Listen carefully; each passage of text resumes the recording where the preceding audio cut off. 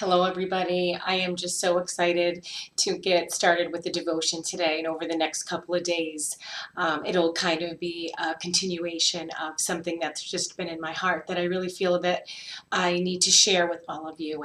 And I love the message version account of the Revelator Angel Gabriel's greeting to Mary in the first chapter of Luke. And he says, "Good morning. You are beautiful with God's beauty, beautiful inside and out. God be with you."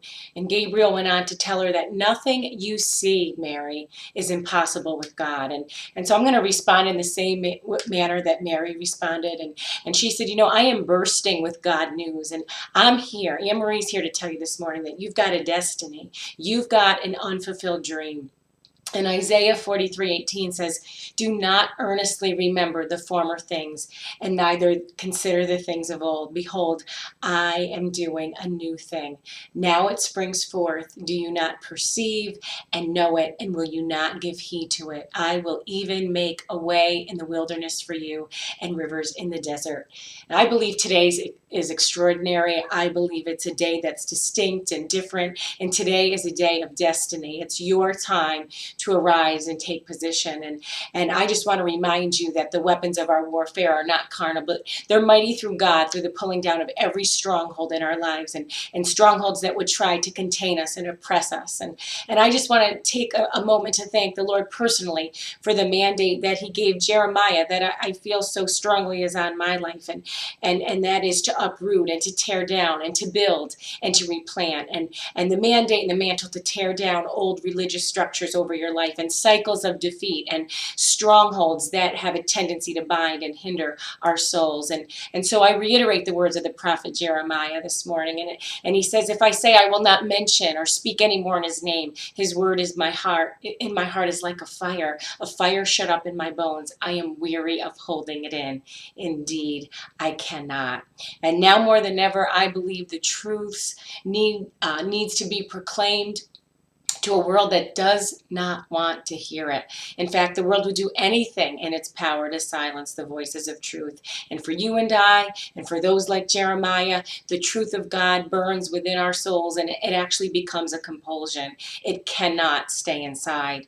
And so I'm here to remind you that if you have a set of knees and a willingness to come to the altar, there's nothing that you can't bulldoze past in the spirit. I don't care what you're facing. And I came to sound the alarm this morning. I came to blow the trumpet in Zion because heaven has lowered its scepter of fire to ignite your heart this morning.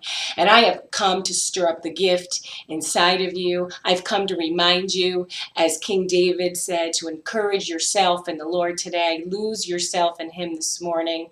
And I came to preach someone over the edge this morning because the word of God tells us in Proverbs 13, chapter 13, verse 12, it says that hope deferred makes the heart sick, but when that desire is fulfilled, it's a tree of life. And I decree and declare that hope has come to the hopeless this morning. And for some of you and many of you, disappointment has dealt a crushing blow to your faith. And I sense that pain was so great that you even resisted Christ's urgings to keep hoping. You wanted your hope to just die. You didn't want God to give you more faith to believe, just to have it crushed again. But I want you, by faith, to grab a hold of the horns of the altar this morning and don't let go until you get what you came for, because it's not time, it's high time. And when I meet you back here tomorrow morning, I want to share some scriptural examples where men and women were on the verge of shattered faith. And I want to ignite your faith that there is so much ahead of you, that the latter shall be greater than the former, and that your sweetest days, your best days, and your blessed days are directly in front of you. Have a blessed day today, and I will see you back here tomorrow morning. Mwah. I love you all.